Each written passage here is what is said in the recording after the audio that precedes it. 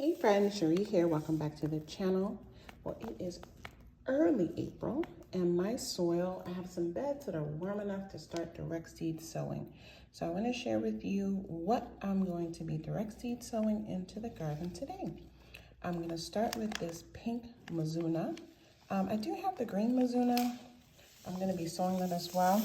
I have a big bin set aside and I'm just kind of going through, pulling out things. I'm going to try and sow something every day this week. So anyway, pink Mizuna.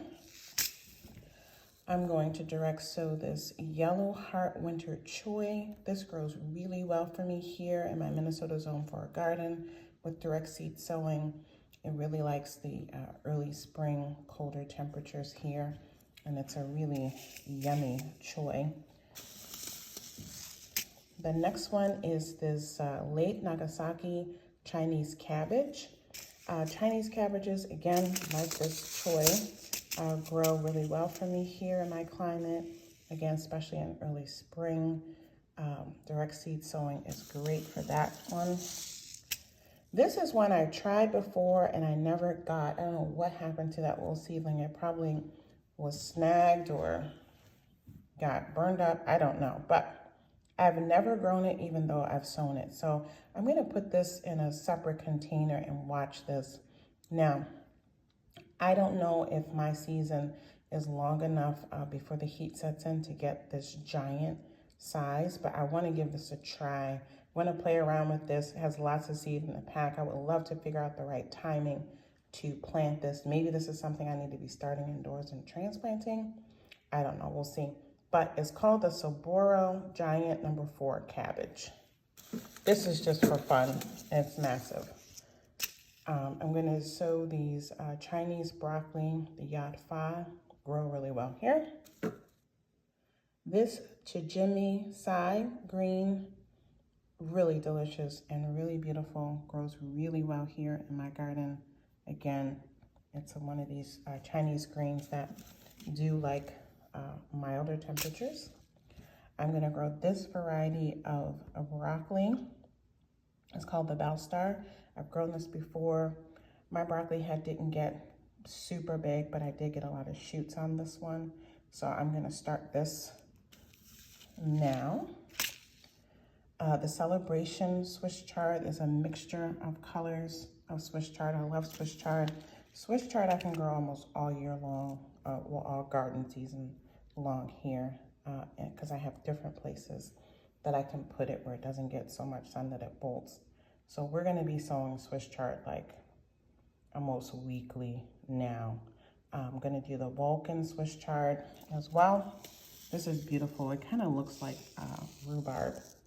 So pretty. I'm going to start this Hilton Chinese cabbage. Again, I always direct seed sow this one and it grows fantastically here. We're going to do the Shanghai green choy. I cannot wait to harvest this one. It's so yummy and so pretty. I also have this Snow White bok choy. This one gets really tall, like 16 inches. Really yummy and beautiful bok choy. I'm going to start this Unsen Kobu mustard.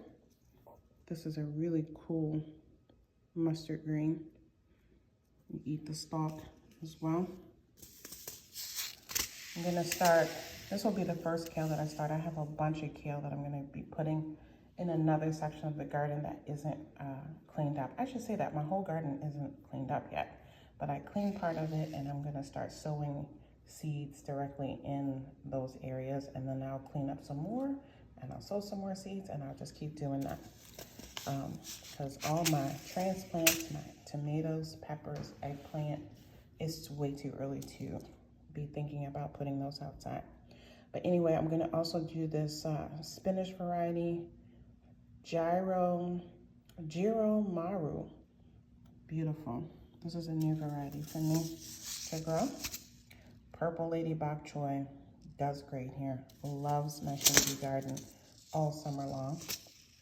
This is a new variety of broccoli that I got this year called the Rasmus. Looking forward to seeing how that performs.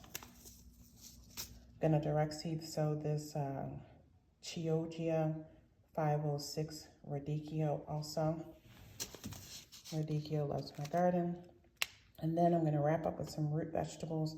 I always direct seed sow my root vegetables. I never start those indoors and transplant. So I'm going to start with this China Jade radish. And now that I'm thinking, I think I'm going to pull also the purple plum, because they're really small and they grow really quickly.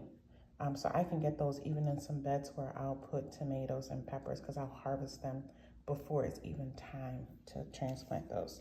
So I gotta remember to grab those. But then I have some beds ready where, you know, these root vegetables are gonna take longer to grow. They have their own beds. And so I'm going to do this Renova beet. That's a new beet variety for me. The patina beet, also a new variety for me. This winter sun beets, new variety for me. I got a fresh pack of the albino beets for this year because I've grown these before. They are really, really sweet beets and really pretty. I like those. I'm gonna do the Pusa Acida black carrots now. I'm gonna sow those before it gets too hot. I found that when it gets hot and they're still growing, that variety gets a little bitter for me. I don't know if it's just me. And then the final thing I'm gonna start today is the green de Belleville sorrel. I have another variety of sorrel. Sorrel, this leafy green sorrel is perennial for me, even down here in zone 4. Yes, I know some of you in warmer climates, there are lots of things that are perennial for you. There are not so many things that are perennial in zone 4 and zone 3. Sorrel is one of them. So I'm gonna be planting this variety and hopefully that will continue to come back every year. Some varieties are more tender than others. For me, I found that it also depends on where I plant it. And so again, this is a new variety, a fresh pack. So I'll play around with those seeds and learn and see how it does. All right, I'll be showing you soon in the video what this all looks like once it's growing. Probably end of April, we'll do like a little garden tour so we can see how things are growing. See you soon.